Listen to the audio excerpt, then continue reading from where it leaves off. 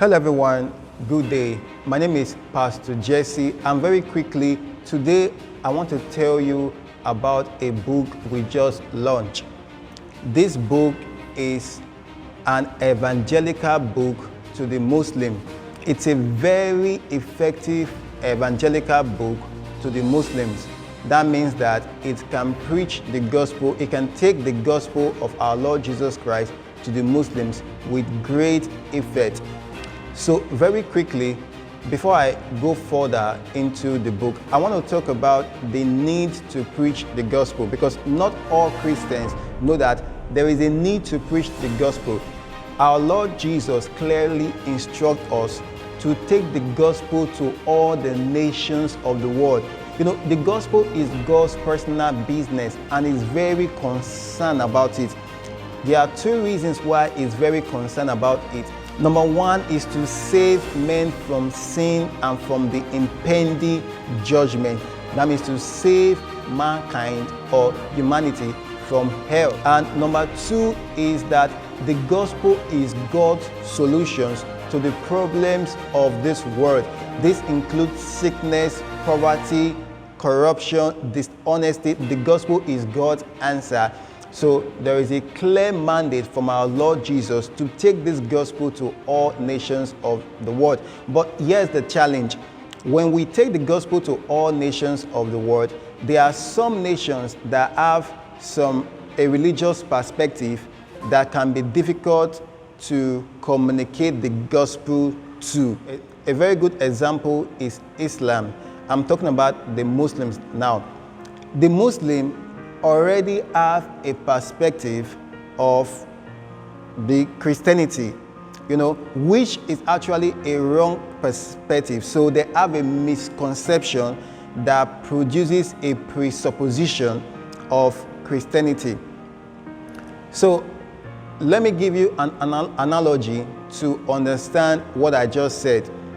Assuming I was going to introduce you to a stranger, for business, but before you go to meet that stranger, who should most likely end up being a business partner to you, before you get to meet that stranger, let's assume that somebody, maybe someone who don't like you, have told that person a lot of negativity about you, about your business characters, your morals, and all of it, So what is going to happen? It's going to be very difficult for you to, establish a positive relationship with that person, because the person already has a presupposition about you, which is going to create a confirmation bias. Do you understand now? So it's the same thing too with Islam. Islam already gives Muslims a false perspective about Christianity, even about Jesus Christ. Islam, for example, says Jesus is not the Son of God, and that's it's a lie. It's a defamatory statement. Islam gave a lot of falsehood about God. He said God can't have a son, that God is never a father. Islam created a God that is not Jehovah, a God that is deceptive, that is harsh, that lacks mercy, and that is evil. So how do we fight this misconception and presupposition? So how do we overcome this challenge? How do we overcome this confirmation bias? That's what it's called, that the Muslims have about our Christian gospel. Well, this is what you need to know, how to overcome it. We need to know something. Our gospel, we preach the gospel because it's truth. We preach, unless you are convinced, unless you believe that the gospel is truth, you will not preach it. You will not. Unless you are believe and you are convinced about it. We preach the gospel because it's truth. But guess what? There are two ways that truth can be proclaimed. Number one, truth can be proclaimed directly. You can directly proclaim the truth. to someone or a group of people. The other way truth can be proclaimed, is as a defense against lies or as a defense against defamation. Let me give you an analogy to understand it. Let's say I'm an ambassador of this phone, of this phone's company, and this phone sent me into a community to make everybody users of the phone, to make them see the benefits of the phone. And let's say it's a very great phone. So when I go into that community, I'm going to do all of the marketing to want to get people to purchase this phone, right? But let's say there's a rival phone manufacturer in that community who has decided to invent a lot of falsehood and lies against my product, against the product I represent, in order to discourage people from embracing this product. It's going to be very difficult for me to communicate to them, right? So what can I do in that situation? Well, that is not the second use of truth. Truth is, like I said, is a defense against lie. I have to start, exposing, to start giving clarity. I have to start addressing those falsehood laid against my product and provide verifiable evidence that not only that those people are lying against the product, but that this product is truly what I claim it is. So earlier I asked, what can we do against the misconception and the presupposition that Muslims have about our gospel? Well, the answer is simple, is to preach the truth as a defense. As a defense against the lies in Islam, and that is exactly what the Messenger Angel to the Ummah, Volume 1, title is Prophet Muhammad, a True Prophet of God. This is exactly what this book does. And what is very amazing about this book is that, first of all, let me go into a brief biography of me, the author. I've been ministering to Muslims. I've been preaching the gospel directly to them for, I think, 9 or 10 years now. To great effect, I've won a lot of converts in the tens, and I've reached out to so many.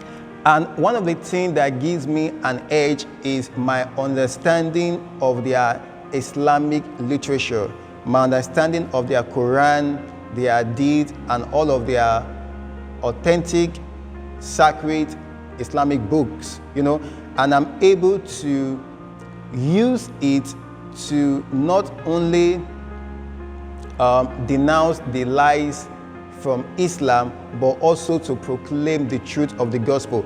And it's exactly what the Messenger Angel to the Ummah does.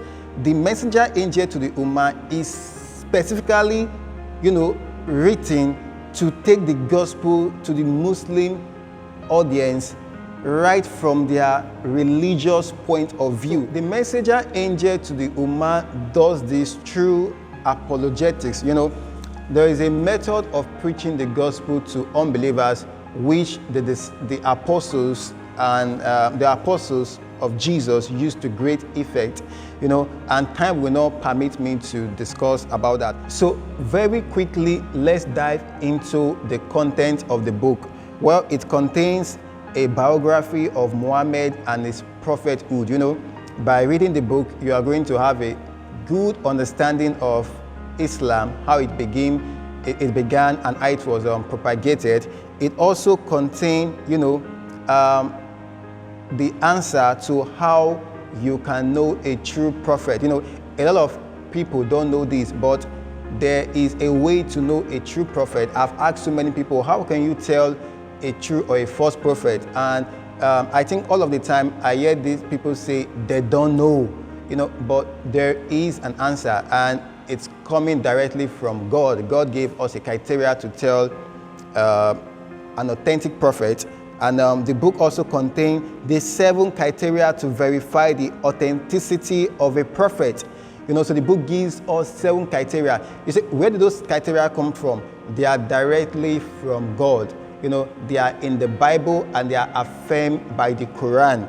that means they are acknowledged by the Quran. That means you can find those criteria in the Quran also. And very quickly again, the book judged Prophet Muhammad by those criteria. That means the book pitted Muhammad against those criteria, and so much more. There are just so much more the book contains that I can't dive into right now. But so the messenger angel to the Ummah is written to communicate the gospel effectively to the Muslim through sound reasoning and verifiable evidence. It's one of the only books in the world that can speak from their perspective, speak from their understanding.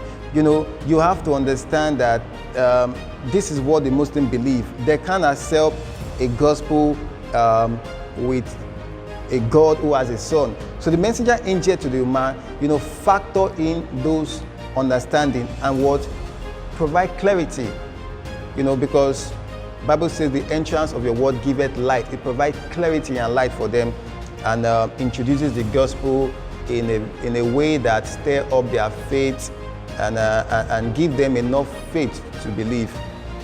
And lastly, very quickly, this is not just any book written for marketing or commercial purpose. This is a book that we wrote, to freely provide the gospel for the Ummah, that means the Muslim community. So we have a network of a community, a network that is constantly sponsoring this copy and distributing it freely to Muslims who are willing to want to look into it and research Islam. So we have a network of people that is constantly doing that, and the testimony, this book is just 1 or 2 weeks old, I think it's a week old, and we've had testimonies. We've had a Muslim lady who became born again and is in church. We've had other Muslims who are in the process of fully accepting the gospel due to the messenger angel to the Ummah volume 1. So the book is there's a lot of testimonies to show for it. So I want you to join this ministry, to join me, to join us, through the messenger angel to the Ummah volume 1 is Prophet Muhammad, a true prophet of God. I want you to partner with us. I want you to partner with us to take this book to all Muslims of the world. When I say all, to your world, to as many as we can. And for you to do that, this is where you can come in through your partnership. We need as many help, assistance as we can get. So I want you to partner. So to partner with us and get this book freely distributed to Muslims, look at the options appearing on your screen. There's going to be a phone number and an email. And if you want copies of the book yourself to distribute, because we buy it to distribute, it's never sold, we don't display it to sell, we distribute it for free. All these copies were paid for by our partners, and I want to say thank you so much to partner. So that's all. Thank you so much for watching this video. Stick to the channel. I'm going to give you updates of the testimonies from the messenger angel to the Ummah. You're going to be seeing real life converts coming on set with me to discuss their conversion story. So make sure as quick as you can to finance, to sponsor the gospel. A lot can be done. A lot can be done, and we need as much laborers as we can get. Thank you.